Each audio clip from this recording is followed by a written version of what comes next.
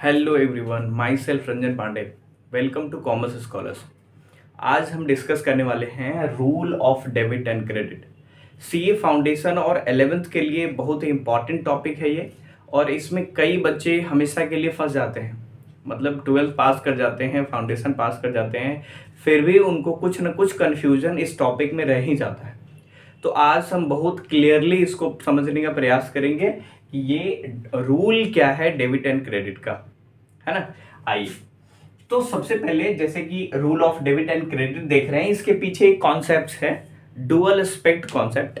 Dual aspect concept बोलता है कि जो भी ट्रांजैक्शन होता है आपके बिजनेस में, उसका दो साइड होता है, एक डेबिट और दूसरा क्रेडिट।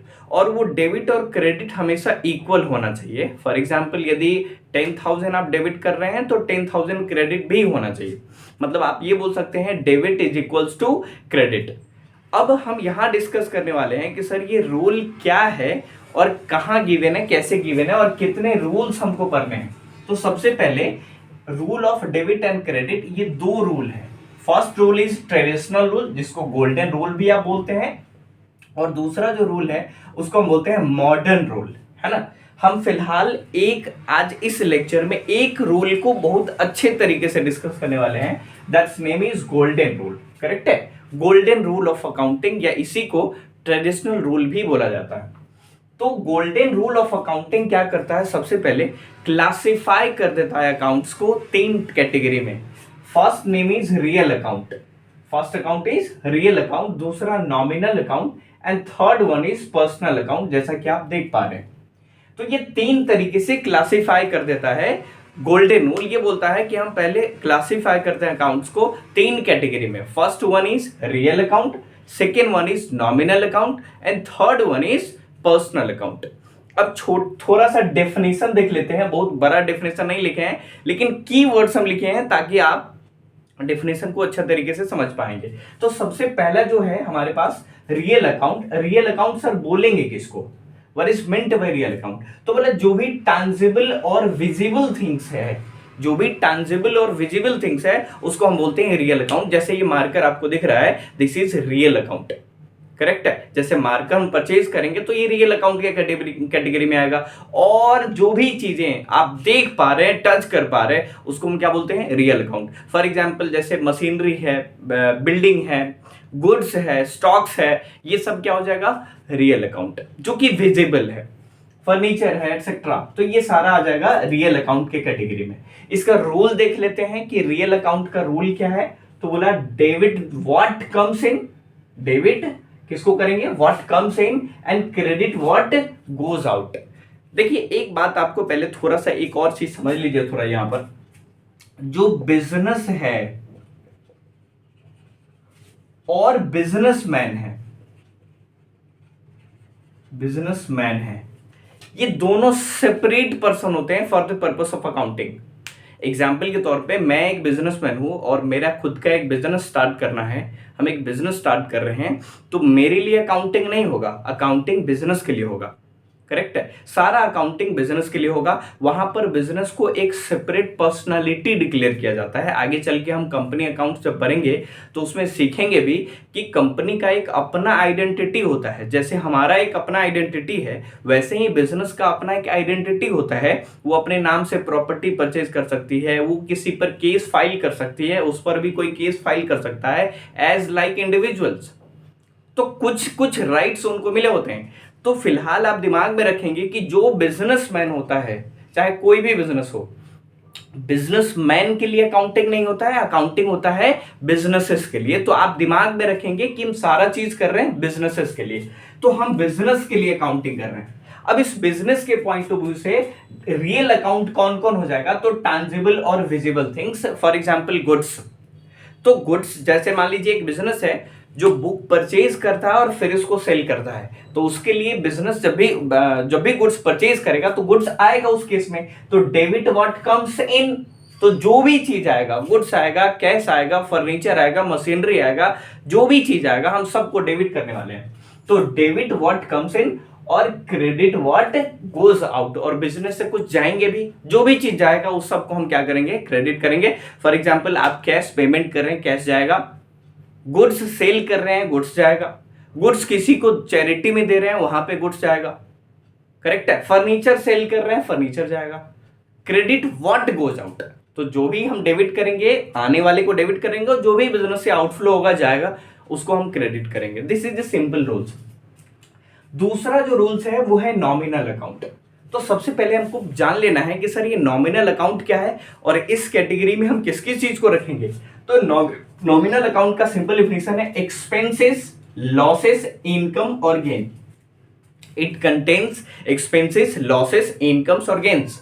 तो एग्जाम्पल के तौर पे आप समझ लीजिए, जैसे मान लीजिए लॉस हो गया बिजनेस में, तो वो लॉस जो है वो कौन सी कैटेगरी में आएगा, तो वो नॉमिनल अकाउंट में। कई सारे एक्सपेंडिचर्स होते हैं, जैसे सैलरी आप पे करते हैं, रेंट पे करते हैं, लेबर्स को वेजेस पे करते हैं, ये सब क्या, इलेक्ट्रिसिटी बिल का पेमेंट होता है।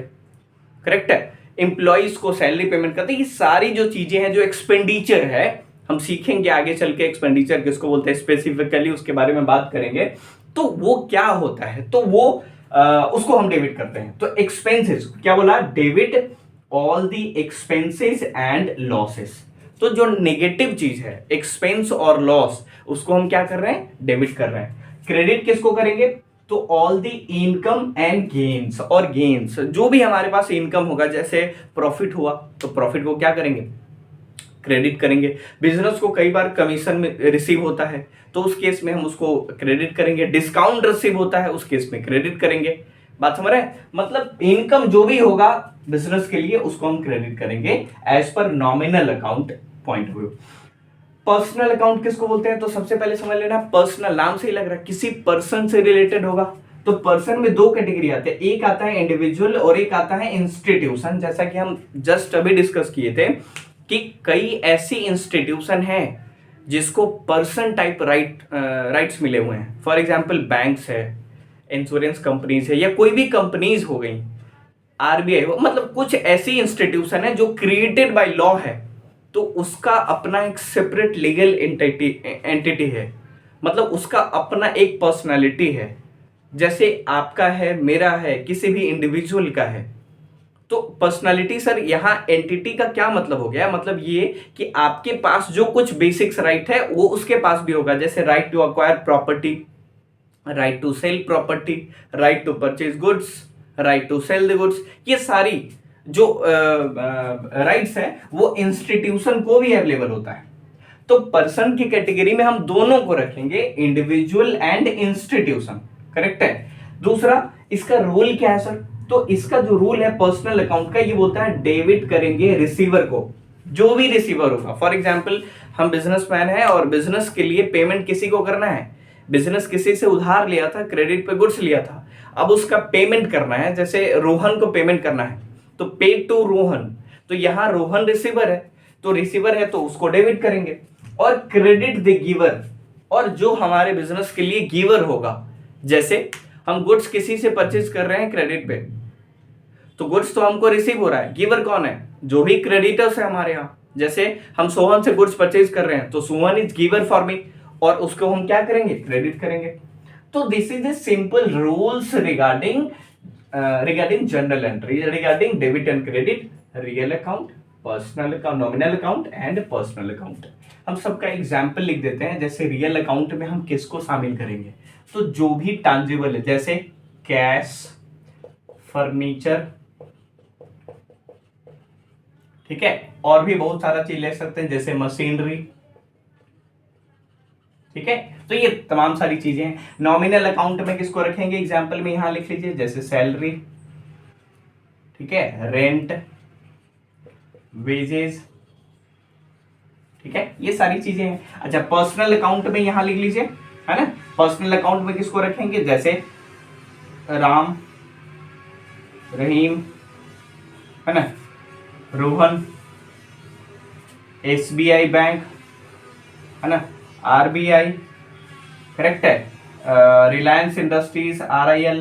तो जो भी कंपनीज है, ये सारी चीजें ये सब आ जाएंगी किसमें, पर्सनल अकाउंट में। और जो पर्सन है, जैसे राम, रहीम, रोहन, ये सब पर्सन है, तो ये पर्सनल अकाउंट की कैटेगरी में आ जाएगा। और ये तमाम सारा रूल हुआ। तो आपको रूल इंट्रोड्यूस करते समय, आइडेंटिफाई करते समय, पहले हमको ये देख लेना है कि अकाउंटिंग किसके लिए होता है, अकाउंटिंग सेपरेट होता है।